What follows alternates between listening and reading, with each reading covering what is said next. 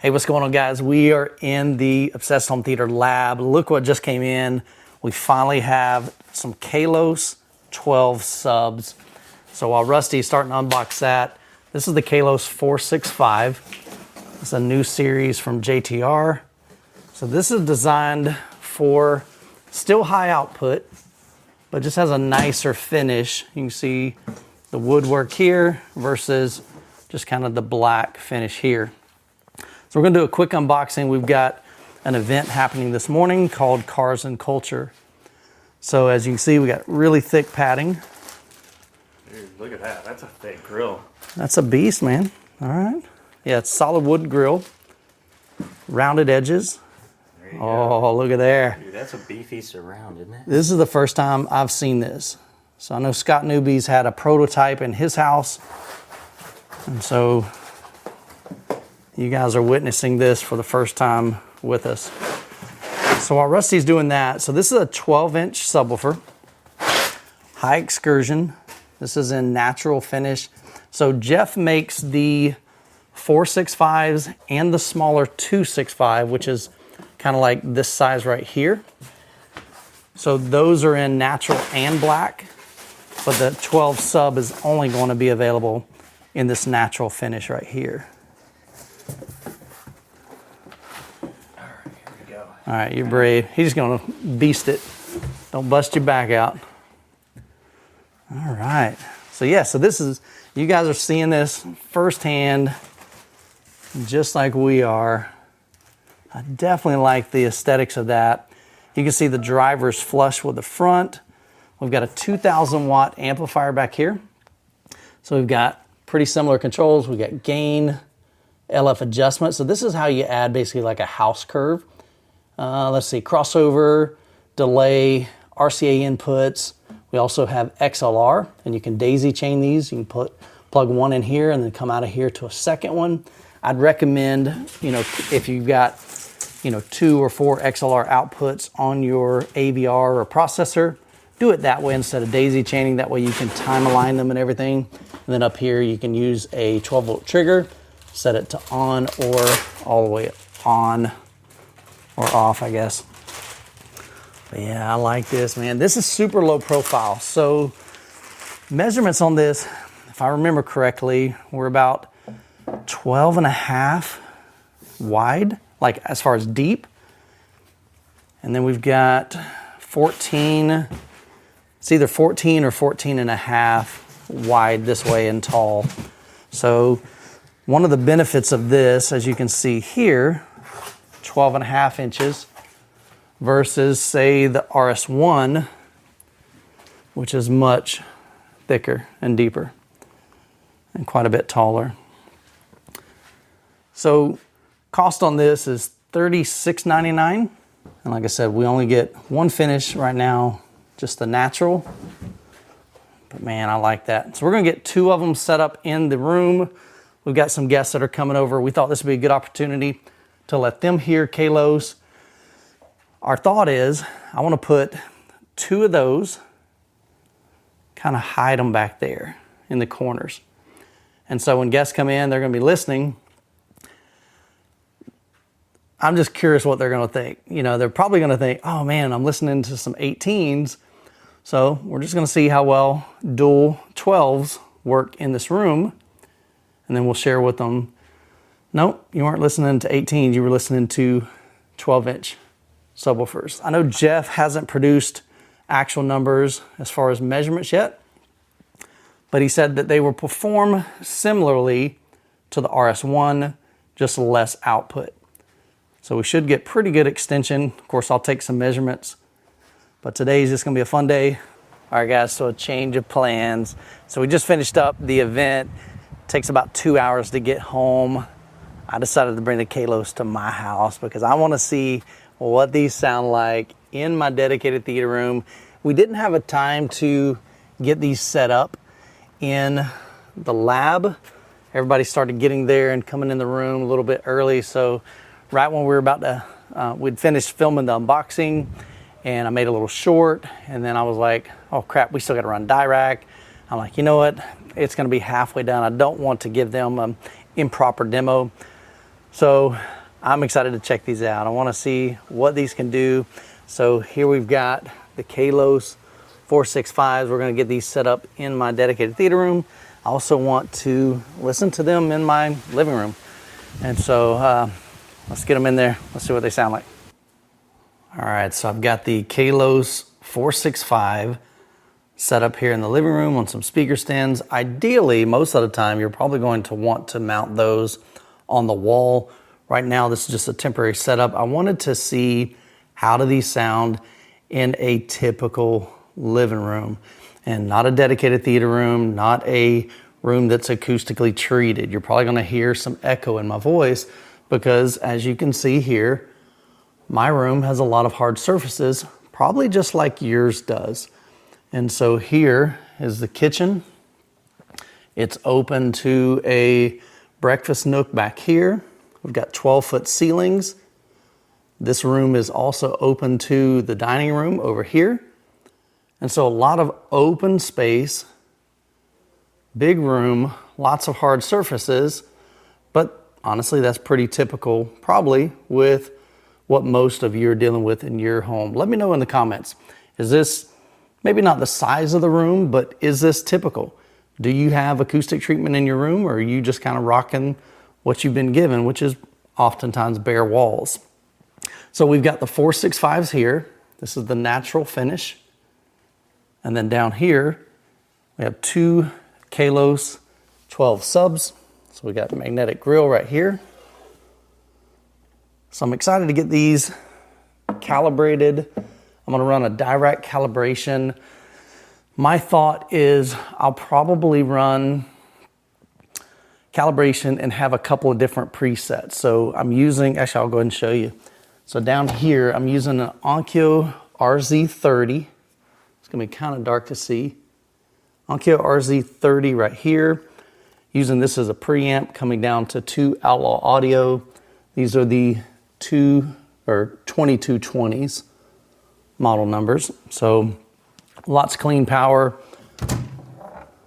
Down here, Apple TV 4K. Nothing fancy there. That Actress is an old amp. It's not being used in this setup. But my thought is I'll probably run a couple of different, I'll run one calibration, but I'll have a couple of different presets. And inside the Onkyo, you can switch between those presets. So I may do, like, depending on how bright it is in the room, because I've got so many hard surfaces, the speakers aren't bright, but my room typically with speakers makes it a tad bright. So I may drop down the top end with Direct Live just a tad bit, of a dB or two. And then I'll do the same thing with the bass, just depending on how, one of these subwoofers over here is corner loaded. So if I feel that it's a little too boomy because it's in the corner and because of the acoustics of my room, then I can have some flexibility with that in Direct. And so I can reduce, some of the bottom end and kind of add a house curve, but I can create a couple of different presets so I can easily switch between the 2 or 3 presets that I create. But that's the setup right there. So I'm gonna spend some time over the next couple days. Got some guests actually even coming in today. We're gonna sit down and listen to it. So I'll get their thoughts. They may or may not be on camera, but I'll share, some of the things that they, hear with it. And we're just gonna have some fun. So I'll bring you along for the ride. So I've spent the past couple of days with the Kallos system in my living room. We had some friends over, 2 of my patrons. They came over and checked out the Kallos series. We did some demos in the theater room. Had a really, really great day with them. They really enjoyed the Kallos series. I'll put, Eric actually sent me a text. I'll put his thoughts here on the Kallos system. But we had a great time. We listened to some music. We didn't really do a lot of movies during their visit, but over the past 2 days, I've listened to music as well as movies. So I want to just give you my initial thoughts on the Kallos system. Number one, I love the styling of these. I love the fact that they are relatively small. I know some of you can't even even consider putting something that size in your living room, and maybe you need to go with really small, especially if you're in an apartment. But relative size, especially compared to massive floor standing speakers, these are incredibly small. And the fact that Jeff has been able to get such output, clarity, and detail and dynamics in a smallish, like 4.5-inch thick speaker is pretty stinking remarkable. Kallos subs, again, they match aesthetically. Really like the vibe that the natural finish has. However, in my room, because I've got the white furniture, I'm not sure that blends as well aesthetically. So I'd probably either go with a black, or maybe we can convince Jeff to make a white version. I think that would look sick in here. Maybe some gray grills. Anyway, so that could be future down the road, but we'll have that conversation with him. But I love what I'm hearing. Music sounded just super smooth. Again, my room is a lot of hard surfaces. And so any speaker that I've ever had in here, it tends to accentuate those high frequencies. So typically the louder I crank up the volume, most speakers just don't sound as amazing as if I put them in my dedicated theater room. And I've done that over and over and over. But initially I wanted to set this up in the theater room so that Eric and Benny could get the best experience with Kallos.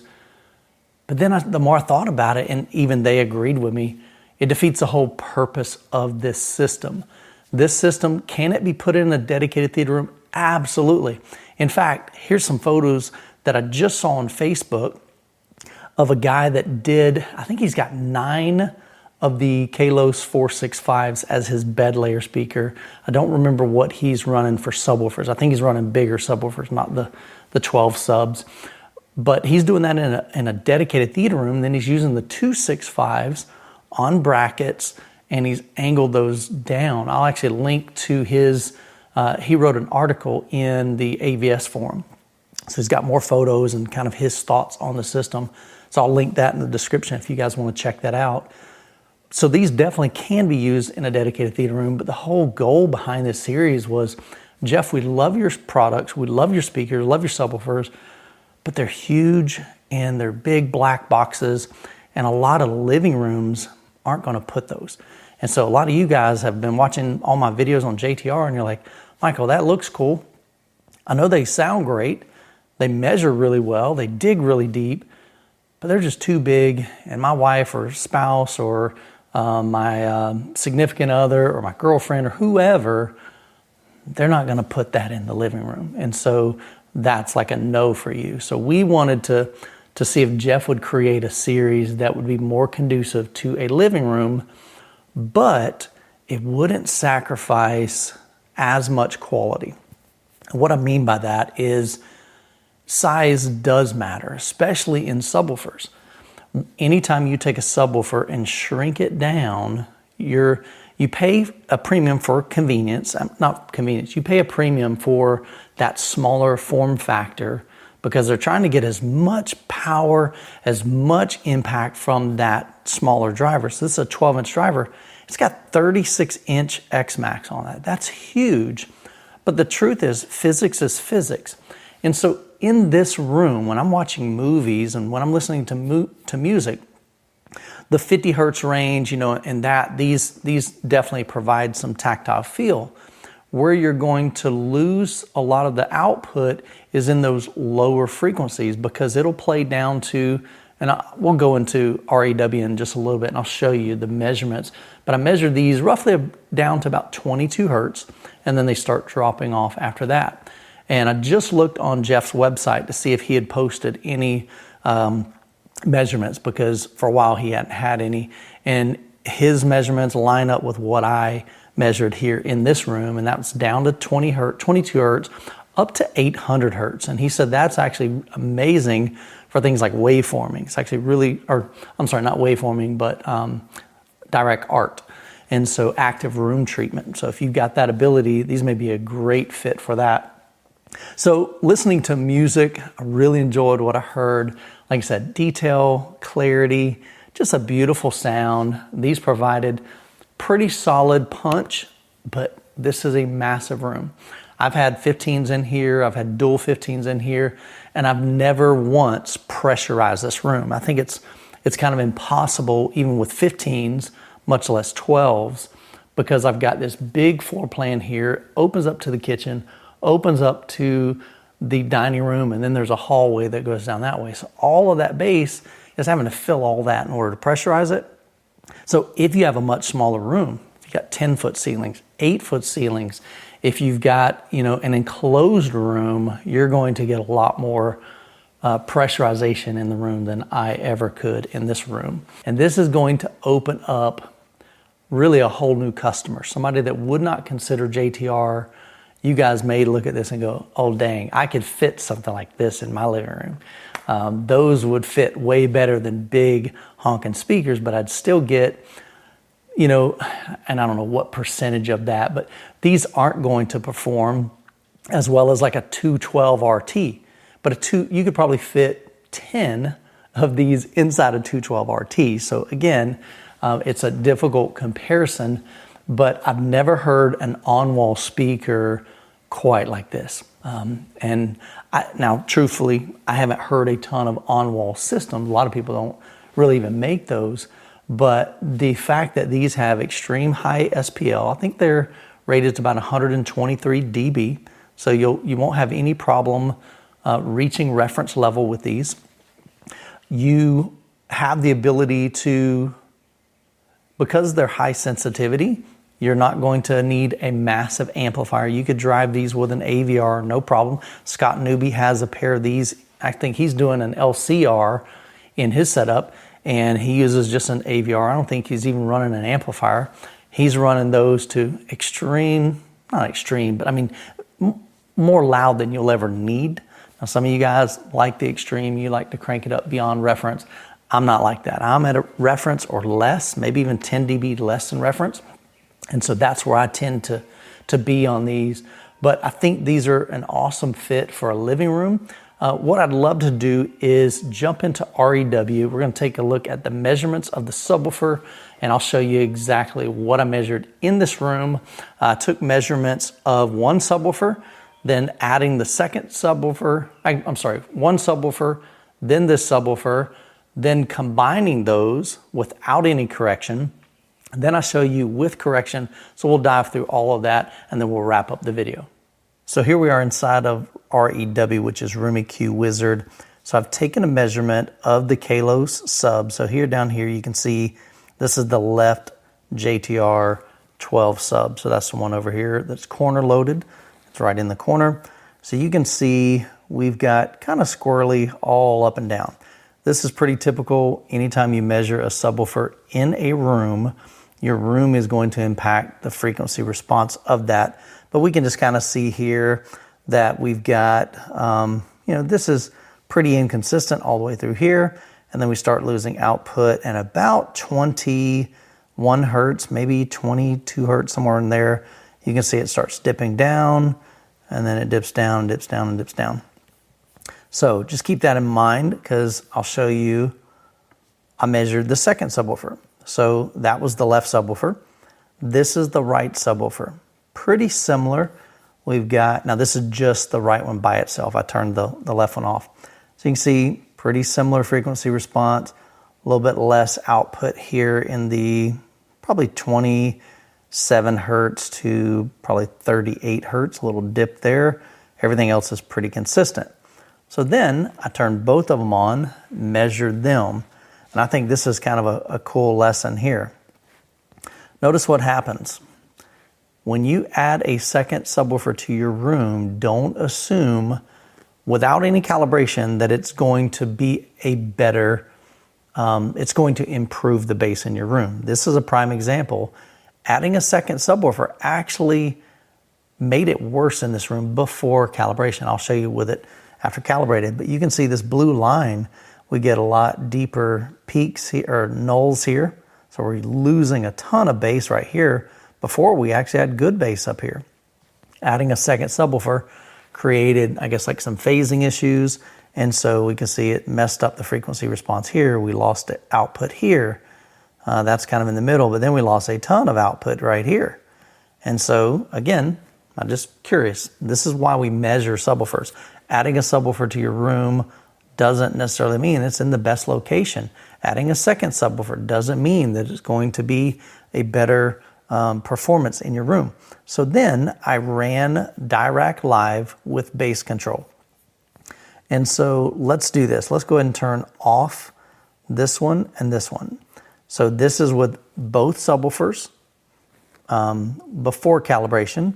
Then we run Dirac Live with bass control, and look what happens. So all of this nasty null right here and a little bit there. So it was able to correct a lot of that. This is a lot more flat. And then we still start losing output about 22 hertz, which again, this aligns exactly with what is on JTR's website. So that's what we expect. These aren't going to dig into infrasonics. They're not going to, at least in this room. Now, if your room is smaller, you can gain, there's basically called boundary gain, room gain. So with room gain, in a smaller room, sometimes subwoofers can extend even lower. That's why my RS2s in my theater room, I've measured down to 5 hertz, relatively flat, down to 5 hertz. So I'm getting boundary gain in there, or room gain in there. If I were to move them out here, I won't get as deep of extension. I may only get down to 15 hertz. I don't really know, might be 10, but I'm not moving them. They're 220 pounds. These are heavy enough at 110 pounds. So that is with Dirac Live bass control. And then I took one more measurement. So let me turn off this one. So this is our calibrated frequency response.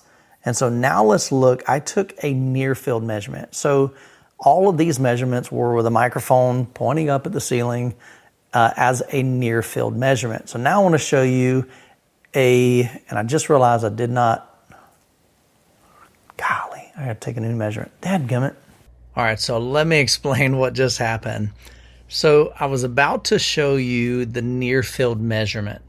And as I was explaining, when you're taking a measurement in the room, you typically have the microphone pointed up and you use the calibration file that is called 90 degrees. It's pointing up 90 degrees.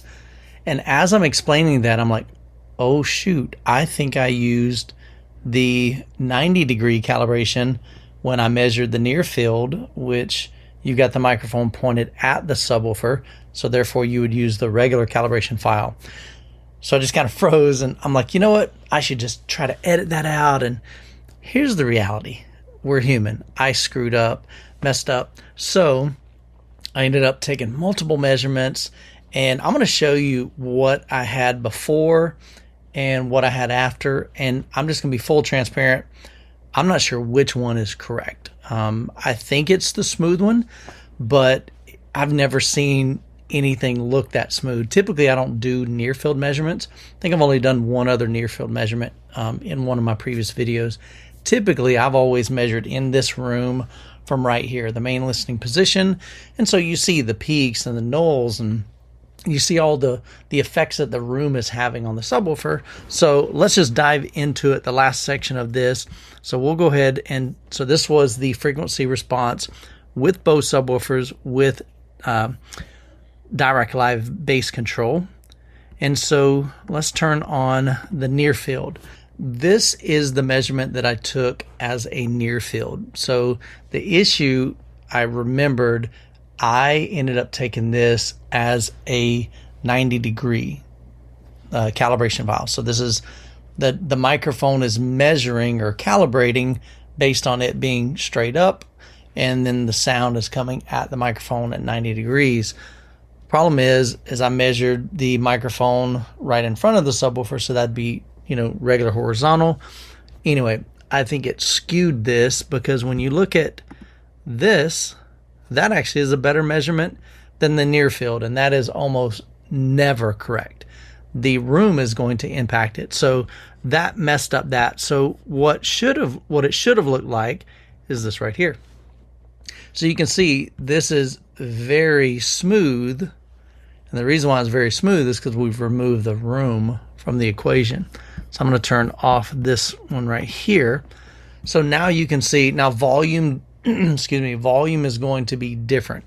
This has got a lot more SPL And part of that is because I had to put the microphone an inch from the subwoofer. That's where you measure it. And so that's going to be louder. And I had to back it down to like probably -35 on the AVR versus the microphone at the main listening position was about -20. And so there's a big difference there. I wasn't trying to level match. We just want to see, what does that curve look like? What does the response look like? The hard part about this, taking a near field, is I can't really, like if I were to just look at this right here, to me, I'm looking at that going, okay, I'm not real sure what that really even means. I mean, to me, it almost looks like, okay, at 40 hertz, you're starting to lose output. But we can clearly see in the room, I mean, we've got good solid output all the way down to here. So again, that's where I'm not sure how to read that near field, and maybe that's something I need to learn. But I figured, you know what, just be fully transparent with you guys. Let me share what I found. This is what I measured. So hopefully this kind of helps just paint the picture of what this subwoofer is capable of and what it is not capable of. So I hope you guys enjoyed this video. We'll be making more videos on the Kallos series. A lot of those videos are going to reside on the Obsessed Home Theater channel. So that's going to be a different channel. It's a new channel that we started. So I'd love for you guys to subscribe if you're interested in that over at Obsessed Home Theater on the YouTube channel. And so would appreciate that. So anyway, I'm enjoying what I'm seeing. I'm enjoying what I'm hearing. Let me know down in the comments below your thoughts on the new Kallos series. Hope you guys have an incredible week. God bless, and I will catch you in the next video.